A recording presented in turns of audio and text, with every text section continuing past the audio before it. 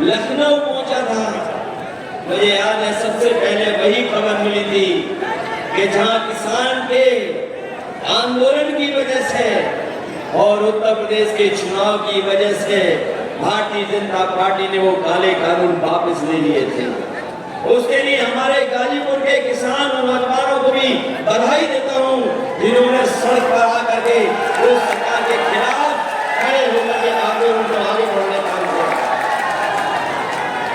न केवल काले कानून लाए थे ये लोग, बीजेपी ने हमारे किसानों को ये भी वादा दिलाया था कि उन्हें मौका मिल जाएगा तो किसानों की आय दोगुनी हो जाएगी।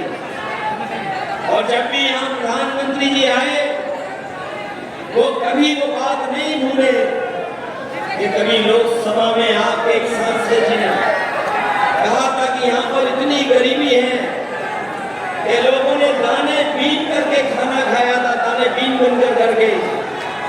उस समय भुखमरी में गरीब दाना बीन करके खाना खाता था। लेकिन सोचिए 10 साल बाद जिन्होंने कहा था कि किसानों की आय दोगुनी हो जाएगी, हमारा किसान वैसे का वैसा, लेकिन उसकी आय दोगुनी नहीं हुई। न केवल आय दोगुनी का वादा किया, वहीं ये भी कहा था कि किसान को लाभकारी मूल्य देंगे। हम अपने किसान भाइयों को कहते जा रहे हैं, ये 7वें चरण का आखिरी समय का चुनाव है। इंडिया गठबंधन और समाजवादी पार्टी ने तय किया है कि आने वाले समय में जब 4 जून को सरकार बनेगी तो अपने किसानों का न केवल कर्जा माफ होगा, बल्कि साथ ही साथ अपने किसान और गरीबों को कानूनी अधिकार दिला करके उनकी फसल की कीमत को भी दिलाने का काम करेंगे और एमएसपी के लिए कानूनी अधिकार दिलाने का काम करेंगे। हाँ, किसान और गरीब पूरी ईमानदारी के साथ उनके खिलाफ खड़ा है। वहीं नौजवानों ने भी मन बना रखा है इस बार कि जिन्होंने उनके जीवन का सबसे ज्यादा समय बर्बाद किया है, जिन्होंने नौकरी नहीं दी, रोजगार नहीं दिया, उन लोगों को भी सबक सिखाने का काम नौजवान करेगा। और यहाँ पर जो नौजवान मौजूद हैं और जो लोग दूर से भी सुन रहे होंगे, देख रहे होंगे, वो जानते होंगे इस सरकार में जितनी भी परीक्षाएं हुई उन परीक्षाओं के सबके पेपर लीक हो गए। और ये जो पढ़ा लिखा नौजवान है जो कोचिंग करता है वो जानता होगा कि एक परीक्षा नहीं बल्कि सरकार में जितनी परीक्षाएं हुई हैं उन सभी परीक्षाओं के पेपर लीक हो गए। ये नौजवानों की नौकरी तो छीनी है, लेकिन नौजवानों का 1/3 जीवन इन्होंने बर्बाद कर दिया है। मैं अपने नौजवानों से कह के जा रहा हूँ और खासकर यहाँ के नौजवान का मैंने समय पर देखा है और कई मौकों पर कि यहाँ का नौजवान मेहनत करता है, तैयारी करता है, न केवल नौकरी के लिए तैयारी करता है बल्कि यहाँ का नौजवान ऐसा है जो देश की सीमा की रक्षा के लिए पक्की वर्दी पहन करके सेवा करना चाहता है। लेकिन जहाँ इन्होंने पेपर लीक करके नौकरी छीनी, वहीं हमारा नौजवान जानता होगा कि अग्निवीर व्यवस्था लागू कर करके इन्होंने जो आधी अधूरी नौकरी देने का वादा किया है, इस तरह की नौकरी को हम लोग कभी स्वीकार नहीं कर सकते, कभी स्वीकार नहीं कर सकते। और ये धरती तो वो है जिसने वीरों को जन्म दिया है। ये धरती वो है जिसने समय समय पर देश की रक्षा के लिए अपनी जान की परवाह नहीं की। यहाँ पर तमाम वो गांव हैं जिनका एक गांव से एक नौजवान देश की रक्षा के लिए, सीमा पे जाने के लिए, वर्दी पहनने के लिए हमेशा तैयार रहता है। यहाँ पर वो गांव भी है जो न केवल हम, पूरा देश और हमारे फौज के लोग भी जानते हैं कि घेमर जैसा गांव पूरे देश में नहीं होगा जहाँ पर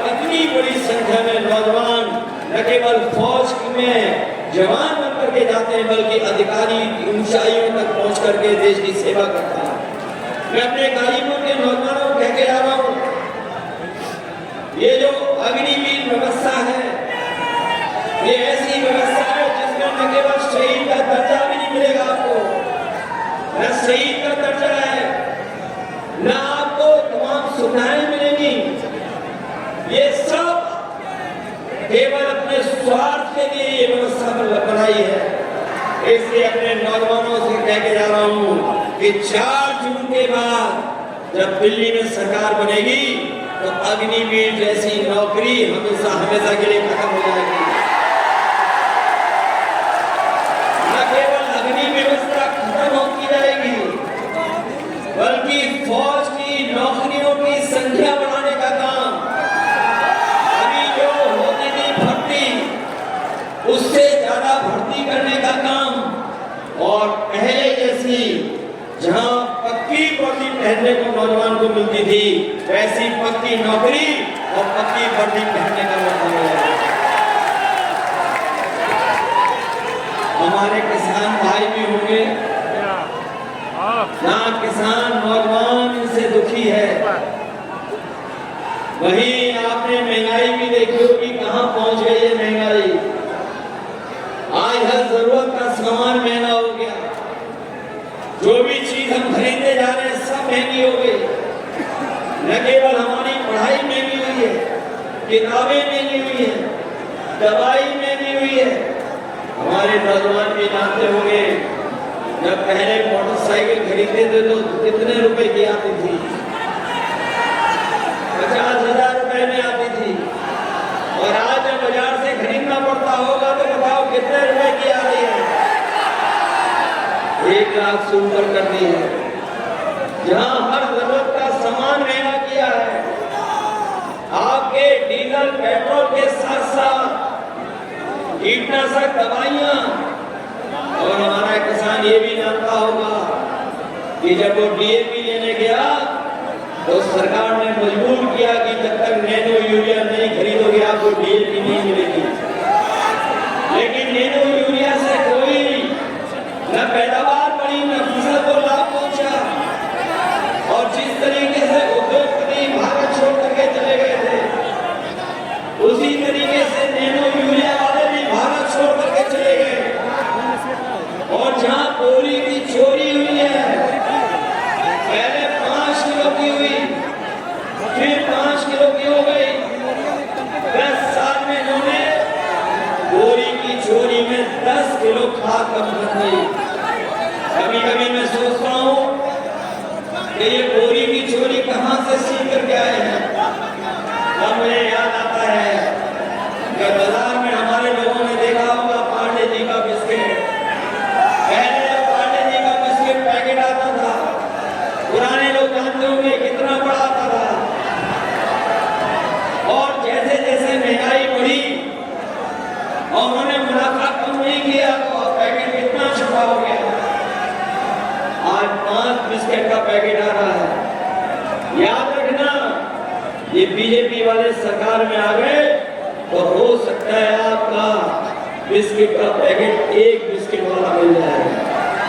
इसलिए जहां महंगाई से सावधान करने आए हैं, वहीं अपने नौजवानों से और गरीबों से कहने आए हैं कि जिस समय 2022 में इन्होंने राशन दे करके वोट लेने का काम किया था, इधर राशन की मात्रा कम कर दी, और जो राशन की गुणवत्ता है वो भी अच्छी नहीं है।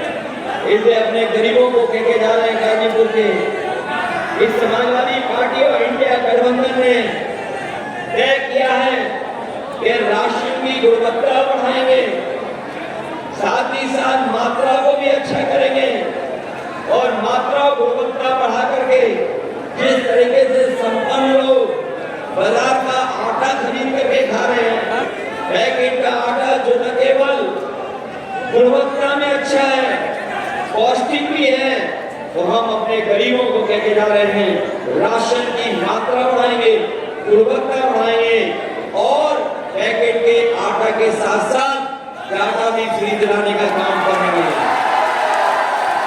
जहां पौष्टिक आटा गरीबों का स्वास्थ्य बेहतर रखेगा, वही टाटा हमें आगे बढ़ने के लिए हमें करके अस्पताल ले जाती थी, लेकिन आज अस्पताल में ना इलाज है ना दवाई है, और जो व्यवस्था एम्बुलेंस की थी वो भी बर्बाद करती है।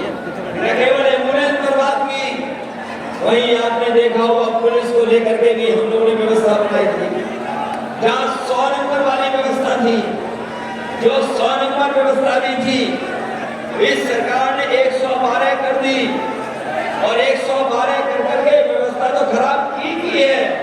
लेकिन हमारे पुलिस के भाइयों को लगा कि जब सरकार ने 100 से 112 कर दिया है तो हमें भी अपना रेट बढ़ा लेना चाहिए, और उसका परिणाम ये हुआ है कि आज हमारी 100 नंबर 112 करने के बाद भी बर्बाद हो गई है। न केवल इन्होंने व्यवस्थाएं बर्बाद की हैं, बल्कि आगे बढ़ने के भी रास्ते बंद कर दिए हैं।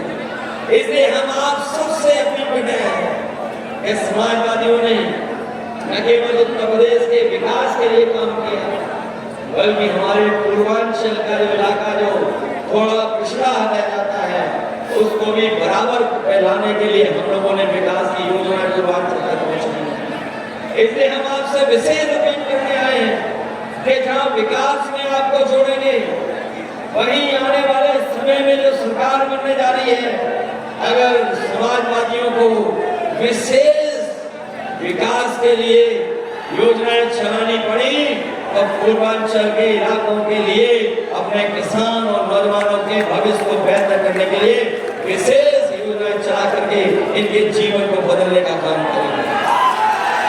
इसलिए मदद करिए, सहयोग करिए, और जो लोग हैं सत्ता में वो जान गए हैं कि 4 जून के बाद उनकी सरकार बनने वाली नहीं है। वो ये स्वीकार कर चुके हैं कि 4 जून के बाद उनकी सरकार नहीं बनने जा रही है, इसीलिए उनकी भाषा बदल गई है, उनका व्यवहार बदल गया है। लखनऊ वाले तो लखनऊ वाले, दिल्ली वालों का भी भाषा बदल गई है।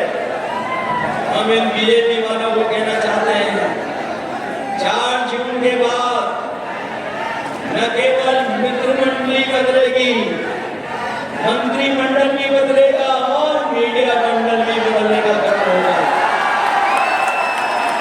और जो लोग 400 पार का नारा लगा रहे थे, अगर गणित समझोगे तो आप समझ में आएगा कि 400 पार का मतलब है 543 में अगर 400 सीटों के बाद जीतने का लक्ष्य रखा है तो बताओ 143 सीटें बनती हैं। अगर इनको हिंदी समझ में आ रही होगी, हमारे पत्रकार साथी जानते होंगे कि अगर 400 पार का नारा दे रहे हैं तो उसका मतलब ये हुआ है कि 543 के बाद जितनी सीटें बची हैं उतनी ही जीतने जा रही हैं, और 400 के बाद वाली सीटें केवल 143 हैं। लेकिन जिस तरह का गुस्सा जनता में है, 140 करोड़ की जनता इनको 140 सीटों के लिए फैसला देगी। कहीं सरकार नहीं बनने जा रही है। और जब से चुनाव उत्तर प्रदेश का बदला है, जब से उत्तर प्रदेश में गठबंधन ने बढ़त पाई है, ये हमारे पार्टी से और कांग्रेस पार्टी से घबरा गए हैं, और साथ ही साथ सहयोगी दलों से भी घबरा गए हैं। तो क्या कहते हैं कि 2 शहजादे वोट मांगने निकले हैं। हम उनको कहना चाहते हैं जो हम लोगों को 2 शहजादे बोल रहे हैं, इस बार दोनों शहजादे मिलकर के शहर तो दे ही रहे हैं आपको, लेकिन जब वोट पड़ेगा परिणाम आएगा तो आप भी मात इन्हीं लोगों से खाओगे। शहर तो दे ही मात भी खाने जा रहे हो। इसलिए इस चुनाव में, हाँ, ये चुनाव जनता ने अपने हाथ में ले लिया है। ये पहला चुनाव देखने को मिल रहा है जहाँ चुनाव जनता ने अपने आप हाथ में ले लिया है, और जैसे चुनाव आगे बढ़ता चला जा रहा है, जनता हमारी लीडर के साथ साथ आगे बढ़ती चली जा रही है। इसलिए आप सबसे हम गाजीपुर के लोगों से विशेष निवेदन अपील करने आए हैं कि आप लोग मदद करना, आप लोग सेवा करना। और इधर देखने को मिल रहा है कि ये लोग हमारे वोट को रोकना चाहते हैं। कई जगह सुनने में आ रहा है कि जहां समाजवादियों का ठोस वोट है उसको रोक करके ये जीतना चाहते हैं। लेकिन मैं ये जानता हूं ये गाजीपुर के लोग हैं, ये डरने वाले नहीं हैं। इसलिए आपसे हम निवेदन करना चाहते हैं कि अगर कहीं बीजेपी वाले रोकें तो कहीं आप रुक तो नहीं जाओगे। अगर आपको बूथ पे जाने से रोकें तो पीछे तो नहीं ले जाओगे। मैं जानता हूं यहाँ के लोग रास्ता निकाल लेते हैं कि बूथ पे कैसे पहुंचना है। इसलिए बूथ पर मदद करोगे आप लोग मिलकर के। ये चुनाव जहां हमारे आपके भविष्य का है वही चुनाव संविधान बचाने का भी है। ये बात तो जान रहे होंगे आप लोग। ये संविधान बचाने का भी चुनाव है और ये संविधान है जो हमें सम्मान दिलाता है। ये संविधान है जो हमारे हक अधिकार की रक्षा करता है। ये संविधान है जो हमारी संजीवनी है। और ये भी आप लोग जान रहे होंगे इधर जो देखने को मिल रहा है कि बीजेपी और बीएसपी ने अंदर ही अंदर हाथ मिला रखे हैं। इसलिए सावधान हो कि नहीं हो, सावधान आप लोग। इसलिए जहां हम अपने लोगों से सहयोग और समर्थन मांग रहे हैं वही अपने हम बहुजन समाज के लोगों से भी अपील करना चाहते हैं कि ये चुनाव बाबा साहब भीमराव अम्बेडकर जी के संविधान को बचाने का है। इसलिए हमारा इंडिया गठबंधन का साथ दीजिए, सहयोग कीजिए, जिससे आने वाले समय में हम लोग बाबा साहब भीमराव अम्बेडकर जी का संविधान बचा सकें। अगर ये लोग सत्ता में आ गए कुछ भी कर सकते हैं। ये वही लोग हैं जिन्होंने कई मौकों पर जो लोकसभा में सांसद अपनी बात रखना चाहते थे उन्हें रखने नहीं दिया। और ऐसा भी समय आया इन्होंने 150 से ज्यादा सांसदों को सदन से बाहर निकालने का काम किया। इसलिए आप लोग सावधान हैं कि नहीं सावधान हैं? जहां मैं आपको सावधान करने आया हूं वही गाजीपुर की धरती जो हमारे वीरों की धरती नहीं है। इन्होंने न जाने इतने वीरों को जन्म दिया है। बहुत महान महान लोगों को जन्म दिया जहां पर जहां हमारी गाजीपुर ऋषि मुनियों की धरती रही, जहां हमें ऋषि मुनियों का आशीर्वाद तो मिल ही रहा है। वही हमारे साथी लोग जानते होंगे कि जब कभी भी सरकार बनी हम लोगों ने विकास के लिए कहीं भेदभाव नहीं किया होगा। मां कामाख्या देवी का भी हम लोग को आशीर्वाद है। जहां मां का आशीर्वाद है वही जनता का भी सहयोग और समर्थन मिल रहा है। न केवल सहयोग और समर्थन मिल रहा है बल्कि यहाँ की जनता तैयार है। जिस समय 4 तारीख को वोट पड़ेगा सब मिलकर के यहाँ पर एक दूसरे का सहयोग कर करके जिताने का काम करेंगे। इसलिए जहाँ भारत जी को जिताना है वही हमारे सनातन पांडे जी की भी मदद करना है। गाजीपुर के लोगों की जिम्मेदारी है अपनी लोकसभा को जितानी है, लेकिन बलिया की लोकसभा को भी जिताना है। इसे मदद करेंगे आप लोग। सभी की निगाहें गाजीपुर पर हैं, सभी की निगाहें गाजीपुर पर हैं। गाजीपुर के लोग कमजोरी को नहीं दिखाओगे आप लोग। आपको पता होना चाहिए लड़ाई बड़ी है, लड़ाई आर पार की भी है और लड़ाई ऐसी है कि उत्तर प्रदेश ही देश को बचा सकता है। इसलिए 80 हराओ और भाजपा को भगाओ। जब भाजपा हटेगी तभी हमारा संविधान बचेगा और भाजपा हटेगी तो अभी हमारे नौजवानों को पक्की नौकरी और पक्की रोजगार मिलेगा। इसलिए इन्हीं 20 लाख नौकरियां निकाल करके दे रहे हैं, वहीं अपनी माताओं बहनों को भरोसा दिला के जा रहे हैं।